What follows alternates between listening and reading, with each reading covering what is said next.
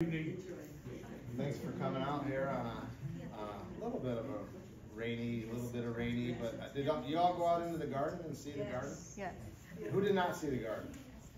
The garden looks great after the rain. So it's really kind of nice. We've been frantically getting the garden ready with opening day tomorrow, and of course our member preview and docent preview party tonight. There's so much work to do in the garden, and coming out of the winter, getting everything ready. So team worked really hard to get it ready, but you know, the rain comes along and kind of dusts things off and intensifies the colors a little bit. So it's nice for me to see it out there. I'm fairly neurotic about the garden and always think that, you know, there's one more thing or two more things that we need to make it better, but it shows pretty well out there right now, and we'll make it better as time goes on. But there's so many good things happening in the garden. Our lecture series, there's lots of great things lined up for the year. There's so many, you know, about like the Tuesday evening music series and all the great things going on out there. So I won't go too deeply into that, just to say that I'm really happy to have Michael here tonight to talk about incense, which, you know, when I met Michael at an event here, a tea event. So he came to see, some of you know Gunji Sensei and what she does here with all the tea ceremonies and how many things she's done to elevate our understanding of Japanese culture and across a broad array of topics. But her tea event at the guest house, I think Michael, I think twice. Were you there twice? I think, right? Yeah. And so introduces, we met each other, and incense, and so I like incense, but I know not very little about incense, only that you know it's good, and I thought, well, okay, so we have an incense guy, maybe there could be a connection with our gift shop and we could sell incense. And then it was sometime last year, precisely when, I don't recall, but Gunji Sensei said to me, have you seen Michael's book? Right here, right over here. It just happens to be right over here, and I hadn't, and she had read it, and she said what a great book it was, and how it had such a thorough understanding of Japanese history and of incense, and then she's like, you should have him to the garden as a speaker. And so that set the wheels in motion, and I realized that we have more than just a person selling incense, that we have like somebody a student in incense. And so really happy to have Michael here. He's going to tell you a little more about himself and of course incense. So please give a welcome to Michael Cousineau. Hi everybody. First, thanks everybody for, can you hear me okay? Okay, because the mic's here, I don't hear myself. Thanks everybody for coming out. Thanks to Tim and John in the front office for having me, and Gunji Sensei for introducing us and making the connection happen. As Tim said, I love incense. That's why my business, Kikoh Incense, has become one of the largest retailers of Japanese incense in North America. Now, I was a teacher for almost 30 years, and I retired in 2021 and devoted myself full-time to the business. And when I started Kikoh, it was because I just absolutely loved Japanese incense. It's something in the West most people are not familiar with. Even in Japan, incense is the least known of the three geyo. So it's something that's kind of a very niche subject. And so being a former teacher, my customers would email me and ask me questions. They asked me questions about the origins of incense and where it came from and what this person was about. And being a good teacher, you don't just retire. That's a mindset that doesn't go away. So, you know. And so I started researching the answers and writing blog posts, and next thing I know, it turned into a book. And at first I thought, oh, okay, hopefully I'll have enough for a book. And then it turned into a 336-page book. So, and my wife Linda over there, we jokingly refer to her as employee number 1 of Kikoh. She's a history major, that's her subject area. When I told her I'm writing a book about Japanese history and incense, and it's 1,400 years of history, she told me I was crazy. And I I did it anyways. And so now I'm giving a presentation on the history of Japanese incense and history reflected in incense. So I ask, please hold your questions if you have any to the end, because I'm literally going to cover about 1,400 years in slightly under an hour, I hope. So buckle up. So here we go. When I started writing the book, what I found interesting, when I started with Japanese incense, it was because of the fragrance.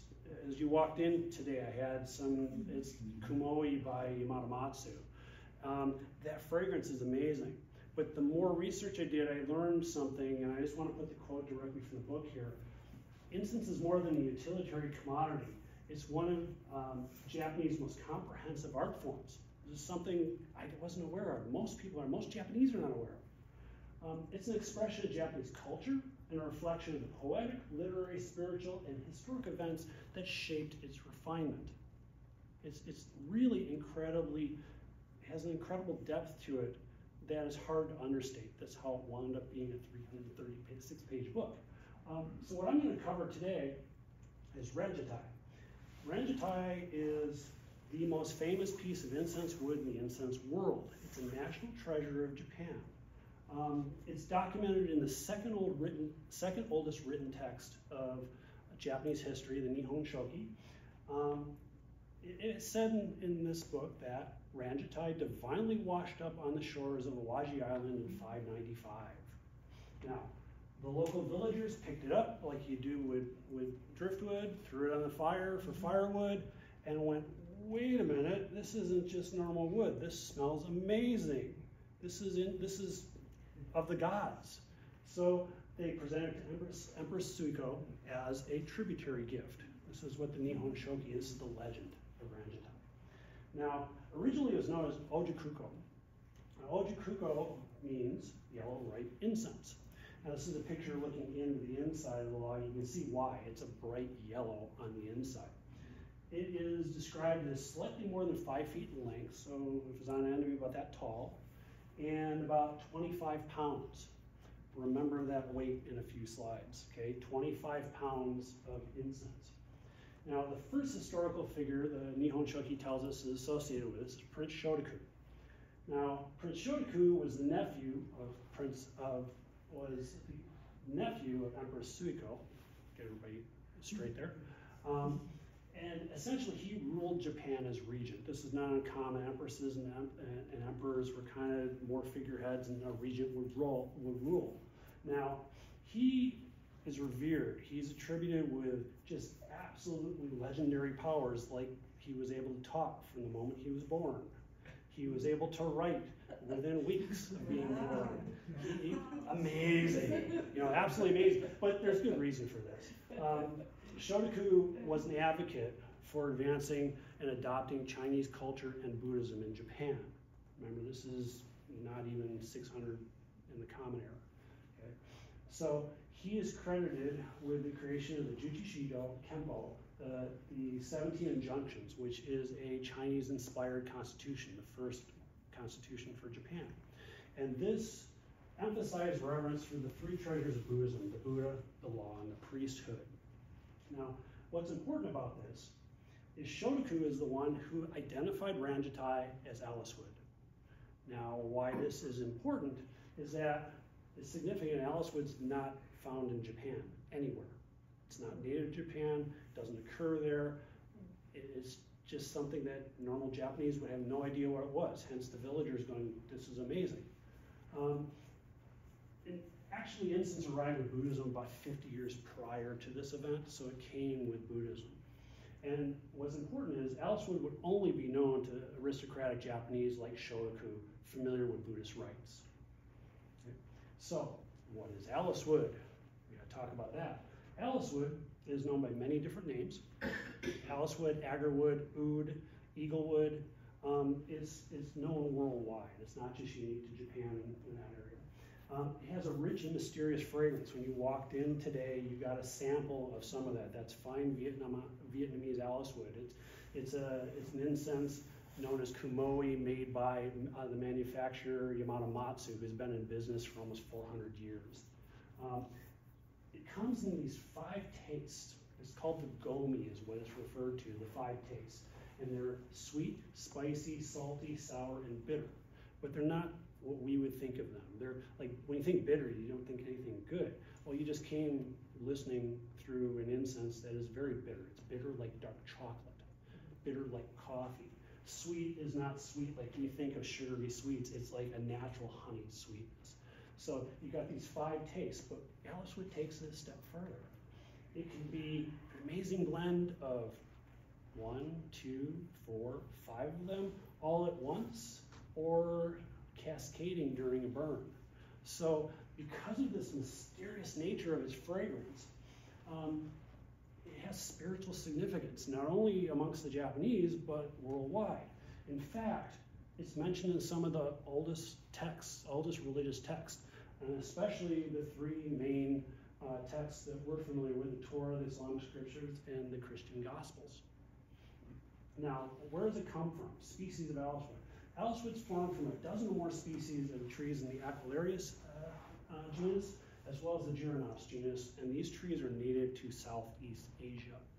Now you're looking over there, that is a Aquilaria you're looking at in the picture. Primarily, Alicewood is sourced from a small area of Southeast Asia, Laos, Cambodia, Malaysia, Indonesia, and Vietnam for the highest quality. Vietnam Alicewood is considered peak.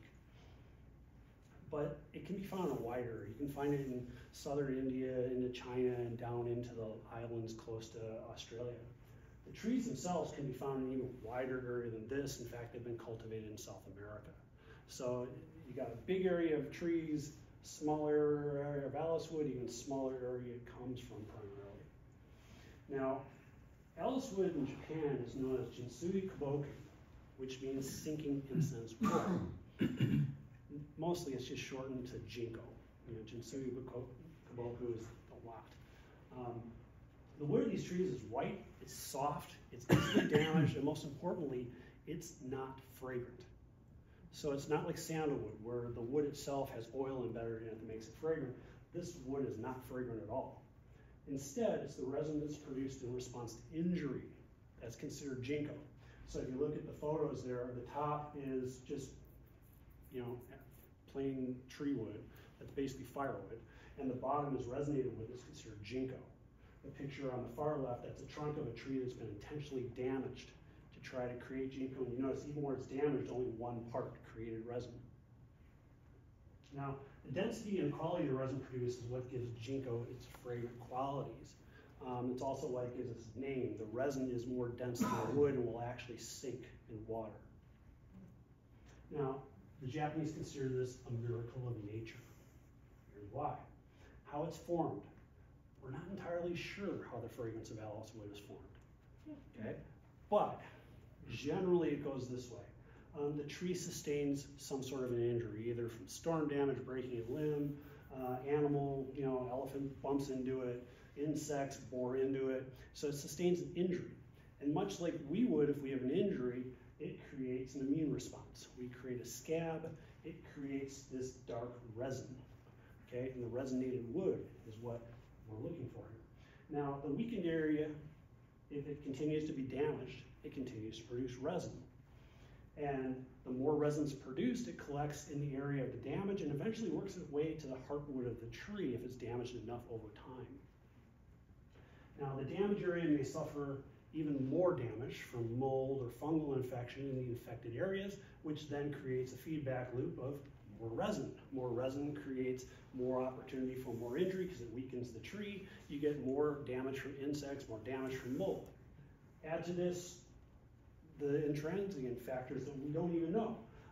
Humidity, rainfall, altitude, even morning dew and morning mist are thought to have something to do with the formation of Alicewood's fragrance.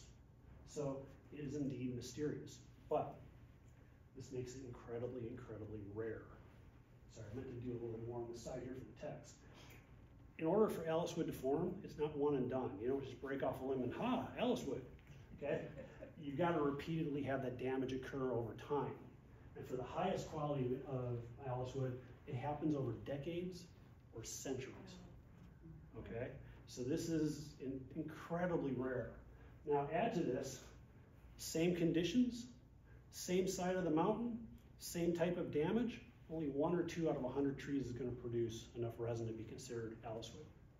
This is incredibly rare, which means the value for this, for Alice wood today, is somewhere, hundreds of dollars per gram. How much did Ranjatai weigh? A lot. So yeah, it's going to be a lot. The highest form of Alice wood is known as Chiara. Now Chiara is even more mysterious. Really have no idea how Chiara is formed. Some people even speculate it's not even Alice wood, it's its own thing.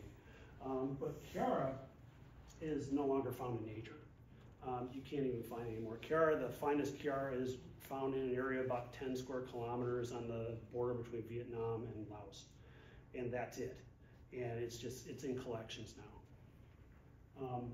This is up to $100 to $1,000 per gram, especially when you derive the oil from it. Green oil Chiara is considered, they call it green gold.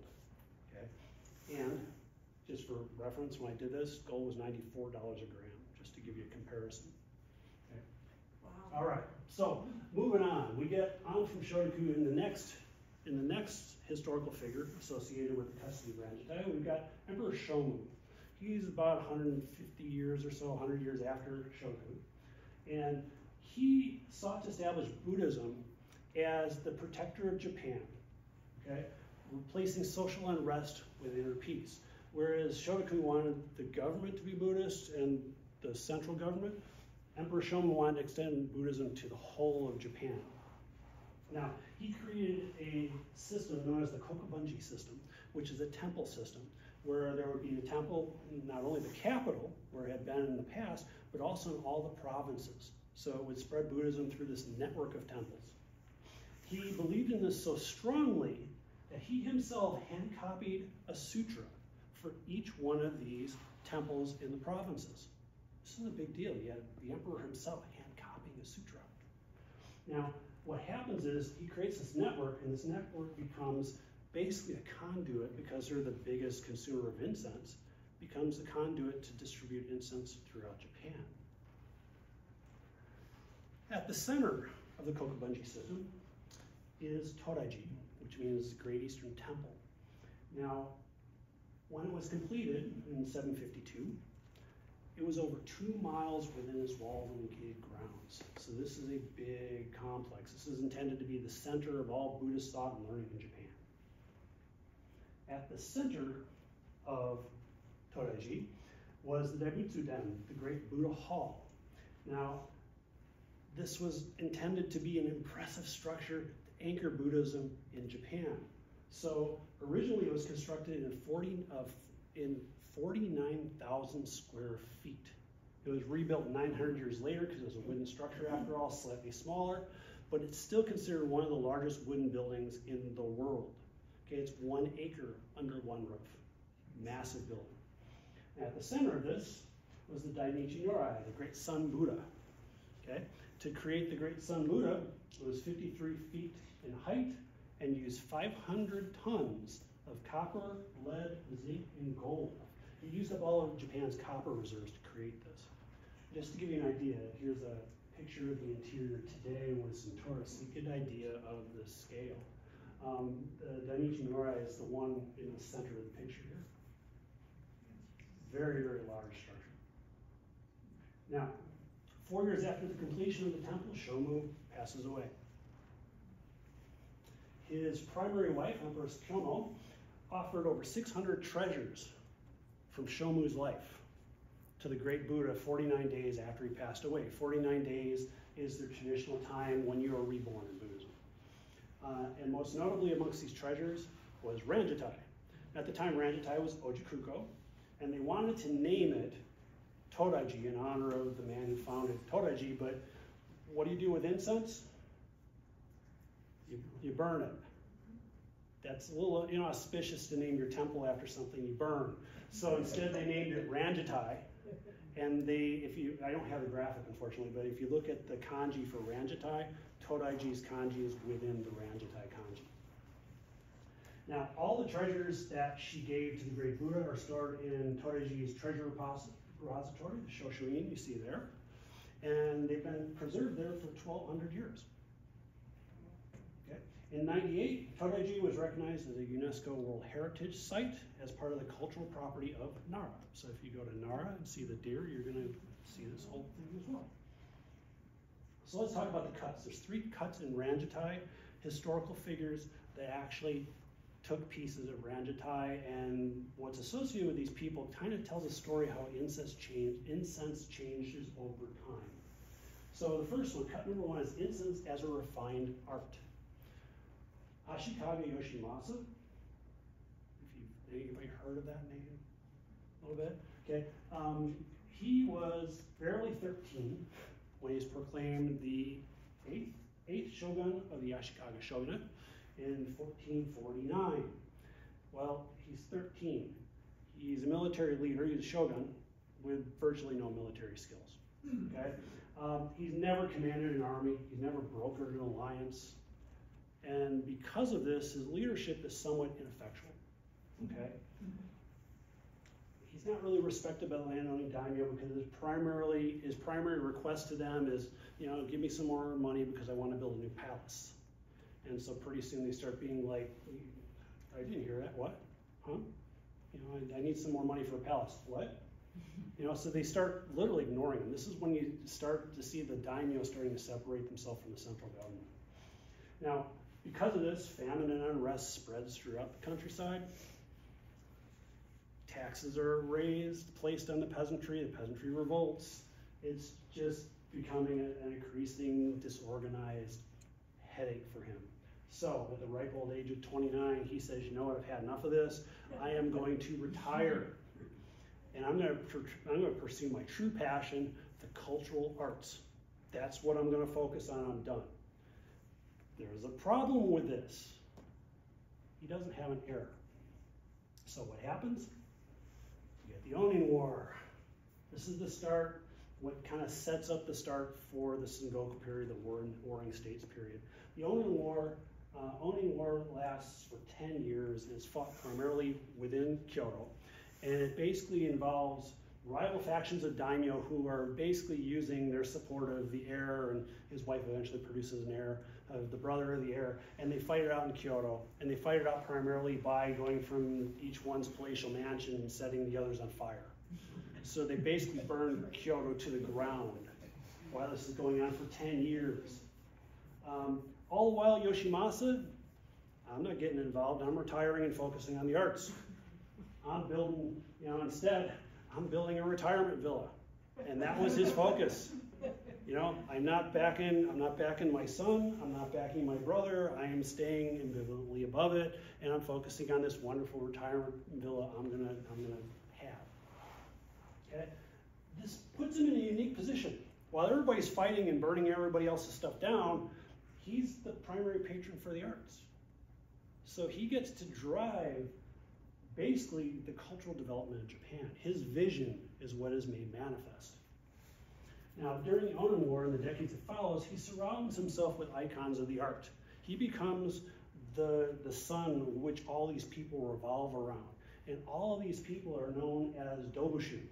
Dobushu it's a quasi-priestly professional connoisseur class. These are people who are generally Zen priests or lay priests and who have devoted themselves to one or more of the fine arts. So finally, 1482, Onin War ends because they can't figure out what they're fighting for. The leader of both factions dies, and it's obvious that the shogunate is powerless, so what's the point of fighting over that anyways? So he finally gets to begin construction on his retirement villa, which is in the Higashiyama Hills east of Kyoto. It's known as Jishoji, the Temple of Shining Mercy. It's a Buddhist temple complex. But we know it mostly today as Inkakuji, the temple of the Silver Pavilion, which is what you see there, which is now its Cannon Hall. The dobushu associated with this is not a random chance that this is something that is Buddhist in nature. Dobushu are often Zen monks or lay priests, so that Buddhist influence is always there.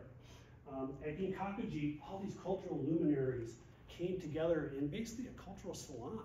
It became the place to be that basically was the focus of the arts. And this is known eventually as Higashiyama culture. where true Japanese, unique Japanese art forms developed. And there was a cessation of trying to just emulate Chinese culture anymore. Now, essentially I'm going to talk about 4 of the Dobushu. All of these names are very well known, but I want to talk about the ones that kind of overlap things that happen in the garden in my talk tonight. The first one I'll talk about is Noami. He was a Zen monk and a Channel Yu expert, Channel Yu being hot water for tea, early tea ceremony. What he did was he simplified the ornamentation of the shoin, which is like a Zen study. And what you see here is a picture of a little bit more modern. It's not quite his style, but it's close. He created the Shoin Kazari reception hall ornamentation layout for the tea service. Now, what this was a tranquil atmosphere akin to a Zen meditation hall where you would enjoy tea. Now, he blended the refined display of wealth, I'll get to that in a second, with Zen spirituality and simplicity of the Zen tea rites. Okay? Zen monasteries, they used tea all the time. Going back years before this, they used it medicinally. Okay? It was thought to be a medicinal drink, and specifically for its caffeine, to give you a boost. In my book, I have something about, there's a sutra that in the margins, the monk writes, "Thanks to consuming 7 bowls of tea, I have beat the demon of sleep and accomplished the copying of the sutra." So it's like, lots of tea. But what was going on at the time here is before this time, it was a period known as Basra, where you had Basra lords, which were samurai who had just come to power, and they were flush with money. Well, they're from the provinces coming to the capital. So they did what all people did when they're flush with money for the first time. They displayed it. Okay? So if you went to their showing, they would be tiger skins and leopard skins and every piece of a karamono, which is Chinese artwork, and all of their scrolls all at once. It was an ostentatious display of wealth. And you got together to drink tea, and it was something called a tocha, which was a tea battle. If you got together to listen to incense, it was toko, an incense battle. They're samurai, they're warriors, Of course they're going to fight over tea and incense. And they were highly competitive, and they were drunken and gambling based, all this sort of thing. Noami simplified all that, okay? You had the tokonoma, which is this area over here, where you would display your scroll and incense censer and maybe some flowers. And next to it, you have the tokawaki, which has the split shelves, and you display a few, 1, 2 of your most precious pieces of karamono, Chinese artwork. Okay? So it's much more refined. Now, Noami introduces Yoshimasa to Murata Juko. Now, Juko, again, is a Zen priest, and he dedicated his life to tea. Okay? He's credited as the founder of the Japanese tea ceremony. And again, he's one of these Dobushu hanging out with Yoshimasa. Now, he viewed the service of tea as a form of spiritual activity akin to meditation. In fact, he is said to have a very famous quote, Chazen Ichibi. Chazen Ichibi. Zen and tea have one taste. They're the same. Okay? He did not separate one from the other. So he simplified things even further. For instance, he hung one scroll in the tokonoma, and that normally was a scroll of calligraphy intended to help bring enlightenment. Because anything in Zen done with one whole spirit can bring about enlightenment. Making tea, sweeping the floor, practicing with your sword. It was all something that could bring enlightenment. Now, he emphasized the use of Japanese ceramics in place of Chinese karamono. This is a big difference. Chinese karamono is very fine, very refined, perfect, elegant. Japanese ceramics, if you've seen Japanese ceramics, they're very natural, they're handmade, they're rustic. Okay? It has an incredible beauty to it that's natural. And he said, hey, we should be using this. And he used that rather than karamono.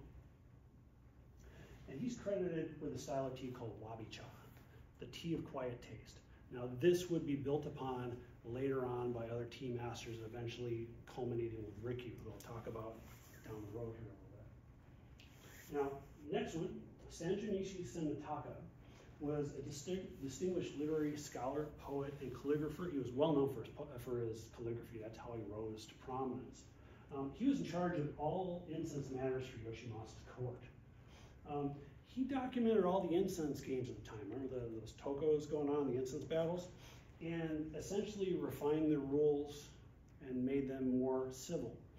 He got rid of the competition and placed the appreciation of fragrance within a literary framework. So rather than guys battling to determine what incense was what, they were applying incense to poetry, to literature. Now, this is because the Koken Wakashu and the Tale of Genji were two pieces of literature that he was the keeper of secret wisdom for. The Koken Wakashu is one of the earlier, more significant royal analogies of poetry, over 1,100 poems that cover the 4 seasons, love and lament. And what was important about these poems is they progress. So spring progresses through the cold of winter to the late blooms of spring. The section on love progresses, you're reading it, it's like a courtly love affair that's happening. And the Tale of Genji is a narrative tale. It's considered to be the first true psychological novel written in the world. And it's revered. If you've ever read it, it's all about Prince Genji and his exploits. It's basically a historical narrative that gives you a window into what the Heian court was like. It's an amazing book, and it's really intensely deep, and it's the basis for a lot of incense games. Now, Senataka is credited as the founder of the Oei school of Kodo, which is still in existence today. Now, Shino Soshi was a trusted vassal and a chief military strategist for the Ashikaga shogunate. He's a samurai. So he did what samurai do. He brought his military skills to bear to organize Yoshimasa's collection of incense, which was extensive. Now, like Juko did with tea, samurai and Zen are very linked, especially when you get in the upper echelons of the samurai. Because samurai would use Zen to still the mind so that there would be no separation between thought and action. The swordman became the sword. The horse and rider were one mind, not two. This is an advantage in battle, because obviously you don't want to think about what you're going to do with your sword before you swing it. You just swing it. Okay? He brought this to incense. And so he created a tranquil environment like Juko did for tea, very similar to Juko's tea, with a Zen meditative decorum centered around the practice of what's called manko, listening to incense. For us in the West, the idea that you listen to incense is really a difficult concept. But just really briefly, listening to incense comes from Buddhism. The idea was the Buddha, everything about the Buddha was fragrant, from his teachings to his person. When the Buddha passed away, when they would try to remember his teachings or listen to his teachings or study his teachings, they would burn incense. And they would try to listen to the incense like they would listen to the Buddha to sense the Buddha's presence. Well, when you listen to incense, you're trying to sense Buddha nature or the true nature of something. This can be your true nature, the true nature of the incense, the true nature of what is on your mind. Now, he's credited as the founder of the Shino school of Kodo, which also is still in existence today. So, getting to the first cut here. During the Kyoto, the destruction from the Onin War causes the financial collapse of the imperial palace. Emperor Go Tsuchimikado is forced to flee to avoid the fighting. Where is he going to go? The primary patron of the arts, Yoshimasa's got all those palaces, lets him take up residence in the palace, and he rides out the war there. Well, Yoshimasa was considered highly, highly advanced in the art of incense, and it was well known he had a significant collection of Jinko. So what's the emperor going to do? As thanks for his protection, he gives him this piece of incense here. Now the cut's probably about the size of my hand. And he takes this piece, Yoshimasa does, breaks it in two, gives half to the emperor. Starts to set a precedent you'll see show up down the road. And takes the other half, becomes part of his collection. This collection, pieces of it still exist today. So there's pieces of Ranjatai that still get used today. Cut number 2, incense as an expression of power. We talked about Yoshimasa not being a military leader. Well, now you got Oda Nobunaga. Oda Nobunaga was the second son of Oba no Hide. He was a minor daimyo of the Owari province. Owari province is kind of just to the west of Nara, okay? But it's considered out country backwater province. Now, because he's the second son, this creates tons of tension between father and son, because the first son is illegitimate and can't be named heir. Nobunaga is named heir, but dad likes the first son better. So it's the age-old thing where dad doesn't love me enough. And so he's viewed as impetuous, reckless, rude. He gets the moniker the Fool of Owari. Now he cements this moniker at his dad's funeral. He arrives not properly dressed. His clothes are dirty from travel. He's just wearing a rope sash. His hair isn't even done up like it should be. And he walks up to the altar, takes incense, lights it, and throws it at his dad's altar. Okay? For us, we're going, that's just kind of weird. Back then, they're going, oh my God. That was astoundingly shocking. In fact, the person in charge of instilling his training in him commits seppuku in a ritual way intent to shame him, to bring him back to where he should act. Unfortunately, it doesn't work. But this lack of faithful obedience to tradition provides him an edge, because he's the first of Japan's 3 great unifiers. Okay, he was the first. Toyotomi Hideyoshi was the second, one of his generals, and then Tokugawa Ieyasu was the final one, was also one of Nobunaga's generals. He had a reputation, Nobunaga did, for cruelty. Okay, in fact, his motto was Tenke Fubu, rule by military force. My way or the highway, get in my way. It's not going to end well for you. But he also realized something about tea. There was a strategic opportunity presented by tea gatherings. At a tea gathering, the class is mixed, and that was advantageous. So he learned to perform the tea ceremony himself, which is amazing considering he's the warlord, and he learns to do this fine art himself. He starts to take the samurai to where they're not just warriors, they start to be cultural. In fact, he develops so much a form of government known as Ochanyu Gosedo forms around him, which is tea ceremony government, where he uses this as a government tool to achieve his aims. Now, this brought together tea masters, influential merchants, tea and incense. All the things you'd think of as separate, he saw them as a cohesive unit that would be advantageous to bring in one spot and actually work together with. Now, one of the things he did was something called Migutsugari, which was the collection of famous tea implements. What you see up there is a tea caddy called Hatsuhana. Hatsuhana means first flower of the season. It was originally Yoshimasa's. And so it was said that there were 3 of these tea caddies, Hatsuhana and 2 others, that anyone who possessed all 3 would be rich enough to rule Japan, because Hatsuhana itself was worth more than most fiefs. Okay? It was astronomically valuable. So he employed the greatest tea masters, Sakai, Imai Sokyu, and Senrikyu. The latter name should be very familiar. He leveraged their reputation to attract wealthy and influential individuals to come to his tea events, because no army runs on just swords. So let's talk about these 2. Imai Sokyu was one of the great tea masters, Sakai. He was an attendant and tea master to Shogun Ashikaga Yoshimasa. He was also a wealthy Sakai merchant. He supplied military leather goods. This gave him lots of relationships with daimyo of the area. So you can see how a person like this would be very valuable to Nobunaga. Now, the 2 men met when Nobunaga threatened Sakai. Sakai was a wealthy port. This was the center of tea, but it was also the center of many things, because everything going to the capital came through Sakai. So Nobunaga said, you're going to pay me 20,000 kan, which is 5,000 koku, enough rice to feed 5,000 men for a year. Or my military is going to come in and take the city. Well, at first, the Council of Sakai wants to make an alliance with rival clans to fight him. And Sokyu is like, no, that's not going to work. You're not going to defeat him. So instead, Sokyu acts as an intermediary for the Sakai Council, and he holds a tea gathering for Nobunaga and his retinue, and he uses a tranquil setting to avoid the conflict.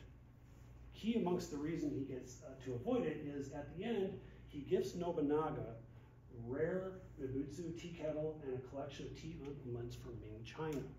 Now, the kettle itself is worth more than 20,000 kan. All of this together is worth more than a small fief that would make a daimyo. Sakai is spared. Sokyu is employed by Nobunaga, and Nobunaga's interest in tea, this is when it really took off. The other one, the other tea master, is Senriki. He's the most revered tea master in Japan today. He embraced Juko's wabi-cha, remember Juko? He took that simplicity, he took it to its ultimate highest expression, where he embraced the appreciation for aged, imperfect patinas and the use of Japanese ceramics and the direct ties to nature. He made the tea ceremony what we know it is today. He influenced all aspects of the tea ceremony, okay? And one of the reasons he was so influential is he wrote about this extensively. He documented exactly where everything went, where everything should be, where everything should be placed, how you did this, how you held your hands. Everything is documented in his writings. Now, his writings still today form the basis of the tea ceremony. Now, incense was indispensable to the tea ceremony. Rikyu was exacting about how incense was used. Incense was burned in the shoin for purification and to set the mood for as the guests arrived. If it was the colder months and the ro was used, the hearth, incense was placed one on the coals for an immediate burst of fragrance, one on the edge of the hearth to slowly warm and heat all during the ceremony, and then one was left in the kogo. Kogo is an important tea implement. It held the pieces of incense that the tea master selected himself. Now they come in all sorts. I just have a selection here.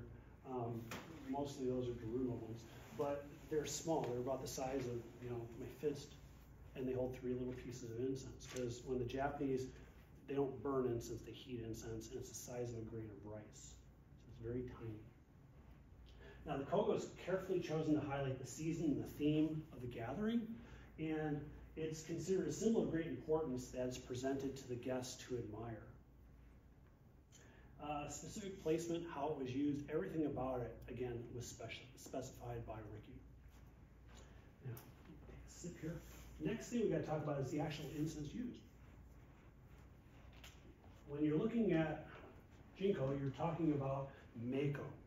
Meiko is famous pieces of incense that have been given names. So if they're part of Yoshimasa's collection, that's part of being Meiko. Yoshimasa probably named every one of them. It could be Sweet Blossom, Passing Clouds, Moon Over Mountain. He would name them based on their fragrance, their look, what they were. Now, these were desired for both their fragrance, but also their extraordinary value. If they came from a famous collection, they were highly desired. You wanted that in your collection. They were often highly priced collections passed down for generations, and they're often highly sought about collectibles and some of the most prized spoils of battle. That's one of the reasons many times when people, before they commit seppuku, they'd set everything on fire so that the enemy couldn't get their head or their collection. These form the center of once-in-a-lifetime events that significantly enhance the status of the host. If you're having Rikyu perform a tea ceremony using a famous piece of incense, this is going to attract a different crowd. And that crowd is going to be highly affluent and influential, something Nobunaga could use. No greater or more prestigious piece of Meiko existed than Ranjatai. So, let's talk about the cut. Nobunaga couldn't be named shogun. Okay? He was not of Minamoto descent. He wasn't of royal blood. So he planned to rule from behind the scenes of a puppet shogun and their Bakufu government. Unfortunately, nobody explained this arrangement quite forcefully enough to the puppet, and the puppet kind of chafed at this arrangement and started to plot against Nobunaga, which is never a good thing. So Nobunaga in 1573 removed him, exiled him, sent him away to die in obscurity in the countryside, basically ending the 237-year Ashikaga shogunate. Now, essentially, he had seized power of the shogun without even the title of shogun by doing this. So, in order to solidify this, he makes a request of Emperor Ogimachi. Unseal Shoshuin, cut me a piece of Ranjatai, the emperor's incense. This is going to force his acknowledgement of his status as supreme in Japan even without the title. The emperor is not really pleased about this, but the emperor had benefited from the implied association with Nobunaga. It had revitalized his imperial court, and he knew he wasn't going to be able to overcome Nobunaga's military might, so he relented and said, okay. So, this is symbolic. Nobunaga's power is so absolute, even the emperor can't refuse him. So he keeps only a small piece for himself. Again, he breaks it in half, gives half to the emperor as Yoshimasa had done.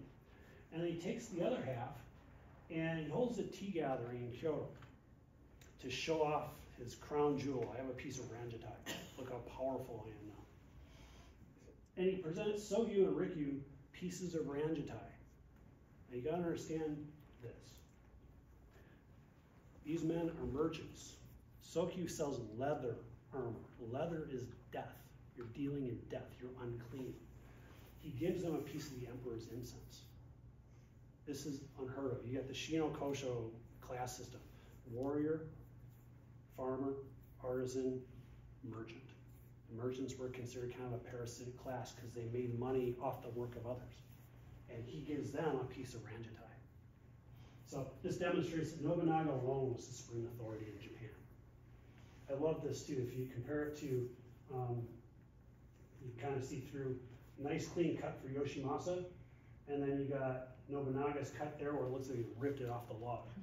It's very much, that's personality there. Okay? Cut number 3, incense versus modernity. The versus is important.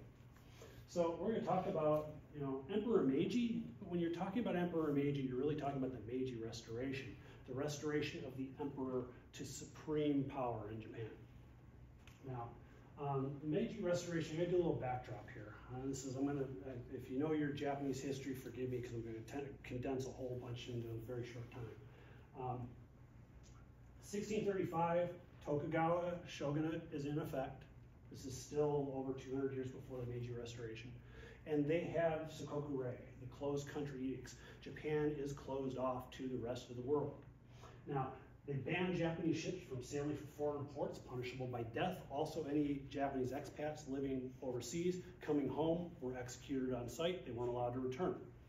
The main reason for this is they're requiring all Japanese to register at Buddhist temples because of Christianity. The shogunate, the Tokugawa shogunate, starts increasingly viewing Christianity as a virus that is going to turn the countryside against them in lieu for the Pope. So the Portuguese are expelled, Western trade is outlawed, except for the Dutch. And even the Dutch, they're confined to a little tiny island called, I just blanked on the island. We have incense named with that island. I'll come back to me when I need it. But they're confined to a little island in Nagasaki Harbor. Dejima, yes, thank you. And so that's it, So move forward a little bit here. Through trading with the Dutch and through trading primarily with China, they're well informed to the West. Okay, they know about the 1849 gold rush. They know about the elections of presidents. They know the formation of states. They know about Native American and Indian reservations. They're very aware of what's going on outside of them, including British colonization and the American colonization of the West. 1853, this is the everybody, when you think about Japan, this, Commodore Perry storms in with his warships and opens Japan. It's not really what happened. It's, he stormed in there into Edo Bay, and the Tokugawa were aware of Perry's mission before they even got there. Okay, they knew all about it. They knew the names of the ships, they knew the commanding officers, and they knew the aims of the mission, what the mission was. It wasn't necessarily about trade.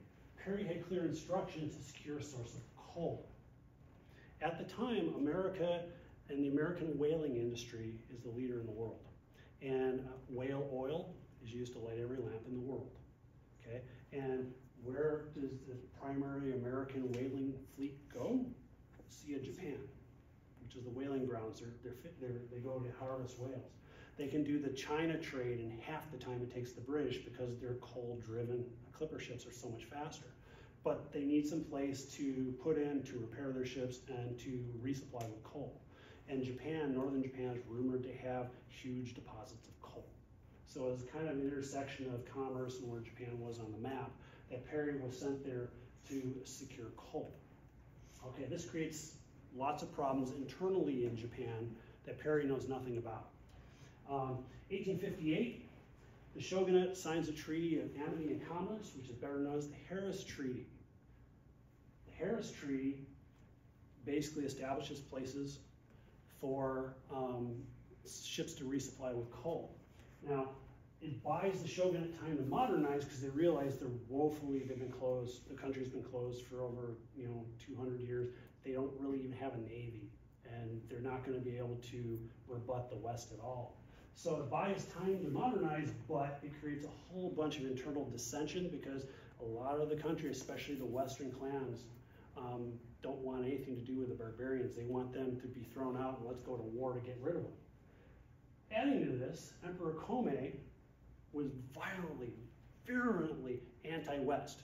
He hated Westerners, even though he'd never seen one, met one, or talked to one. He wanted nothing to do with them. He wanted Japan to remain pure and closed. He actively speaks out against these treaties, which is something unheard of for the shogunate. They're used to saying, we're going to do this, and the emperor goes, thank you very much, I agree. Shogunate does this treaty, emperor goes, wait a minute, this is bad. This creates ripple effects within the country itself. 1863, the emperor goes even further, issues Joichokune, edict to expel the barbarians. In other words, any Westerners on Japanese soil should be forcibly thrown out, and if they won't leave, killed.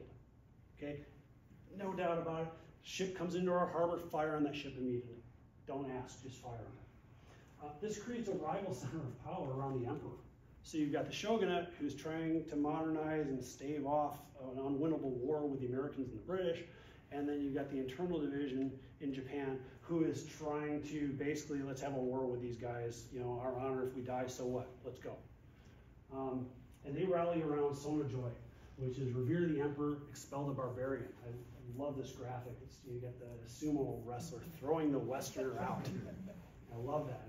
I love that we're just apparently very hairy. Okay, so now, again, forgive me if you know your history, because I'm condense a lot.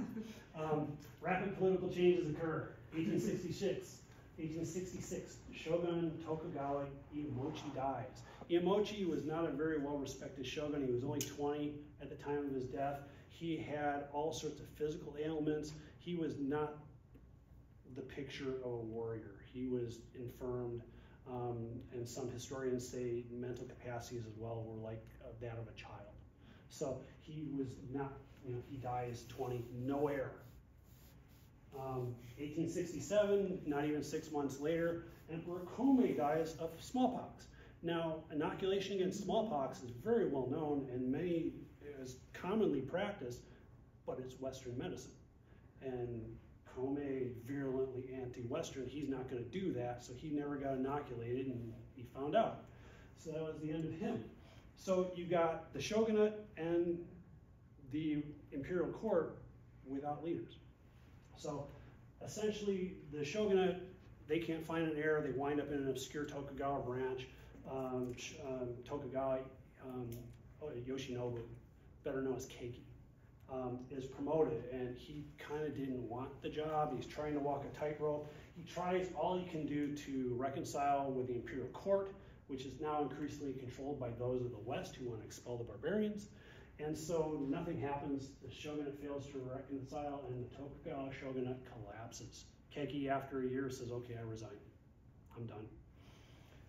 So, 1868, less than a year and a half from the time Iemochi had died, Imperial Prince Musahito is crowned emperor.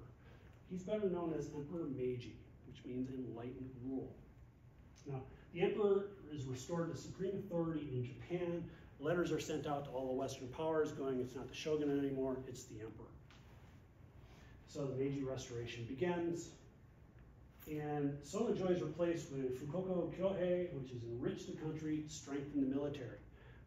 They are very well aware that they cannot compete economically or technologically with the West. So their thought is, we're going to modernize Japan as quickly as possible so we can compete with the West. Gokichijo no Gosaimen is the charter oath, which spells out the westernization aims of Japan. And basically, the evil customs of the past, quote from this, are to be abandoned in pursuit of modernization. The evil customs of the past, like the refined arts. Okay? This was nearly fatal, especially for the refined arts and the art of incense, specifically because so many of these reforms converged on the art of incense's foundations. So let's talk about a few of them real quickly. First of all, the samurai, they were the primary patrons of the arts.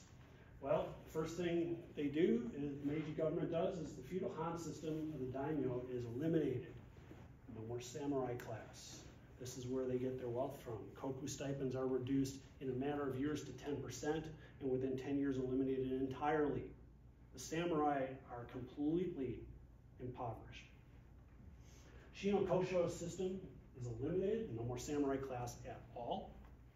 The military is open to all Japanese. Only the samurai, the top of this class system, were able to be in the military. Anybody now could be in the military. Haito-rei, the sword abolishment edict, bans the wearing of swords. No more wearing of swords. Samurai did not go in public without their swords. Okay? The evil habits of the past, traditional dress, the Kronmagi hairstyle, all of this was considered divisive to national unity and something to be avoided at all, unpatriotic. Okay? So you look at the photo here, that's a picture of samurai from the late Edo period. Everything about that photo within 10 years was gone. Their class, their dress, their hair, their swords, gone in less than 10 years. In one generation, completely eliminated. Okay, the refined arts, they're the primary patrons of the refined arts.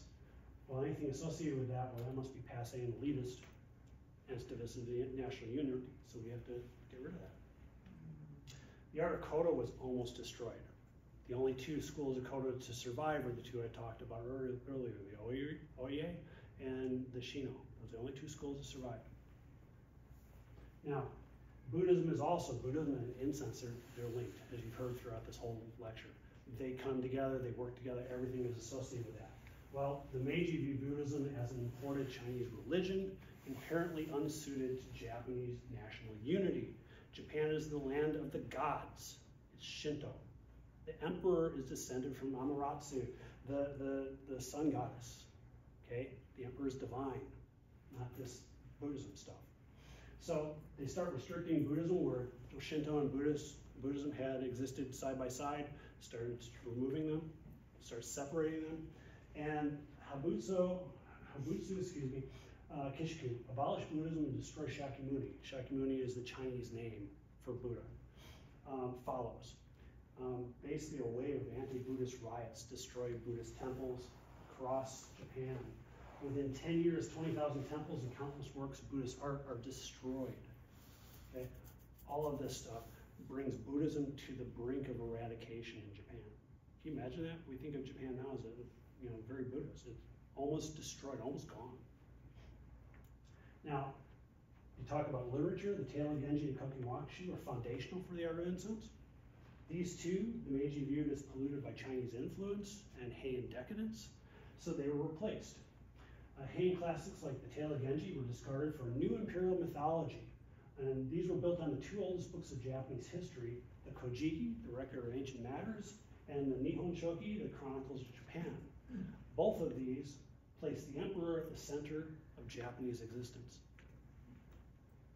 The Kokinshu was replaced by the Manyoshi, which is known as the collection of 10,000 leaves. It's the oldest anthology of waka poetry, and it was deemed suitable for the national curriculum because, unlike the Kokinshu, the Manyoshi was meant to be sung. It was written by the common people, and this is where you get all the folk songs come from. Now, Emperor Meiji himself, previous emperors, you never saw him. Komei never left the palace. You didn't see him. Emperor Meiji was much more visible. He was a modern emperor. He was much more visible. He attended cabinet meetings, which is the painting you're seeing here. He would attend the cabinet meeting, he would sit there, he didn't interact, but he was present, which was a big change. He traveled throughout the country on a regular basis. He was seen by the people. Now, in 1877, for the 10th anniversary of his reign, he toured the countryside. He visits Todaiji. What's a Todaiji? Ranjatai. So Shoshuin's open for the event of his visit. And once inside, he immediately asks to see Ranjatai. This is what he's there to see. Later that evening, he asks for a piece to be cut for him. You can see the piece here. Ranjatai is richly cut, and this is important. It's symbolically as far away as you get from the cuts made by the samurai. So it's way the other side of the piece. Okay. Now, he does what everybody does. He breaks it in half and gives half to the emperor. Well, that's him. Sticks it in his pocket. Takes the other half and burns the entire thing. Right there in the palace. Big chunk of Ranjatai, puts it on a coal, lights it up. Again, to be symbolically different. The temporary palace where he was at is said to have been so fragrant that everybody was walking around in days like it was the Buddhist paradise. Okay? I can't imagine burning a chunk of Ranjatai that big, just burning it. Okay? But it was an expression of power. So Ranjatai today is still preserved at Shoshuin by the Imperial Household Agency. It's put on public display every 10 to 15 years. Okay? And when it is, thousands of people come to see it. Last time when I was writing the book, it was displayed was Tokyo National Museum in 2019 for the event of the enthronement of Emperor Hirohito. So again, you have Ranjatai and royalty. That's how important they're seen. Something else though is tomorrow is April 18th. It's known as Incense Day in Japan. Okay, Incense Day. That's because if you take the characters for Ko, the Japanese character for Ko there, and you divide it into its strokes, you get the strokes that make the characters for the 18th day.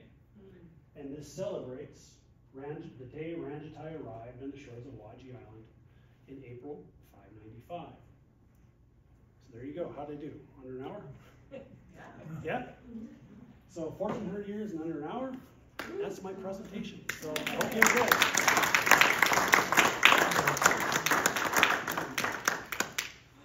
Anybody have any questions?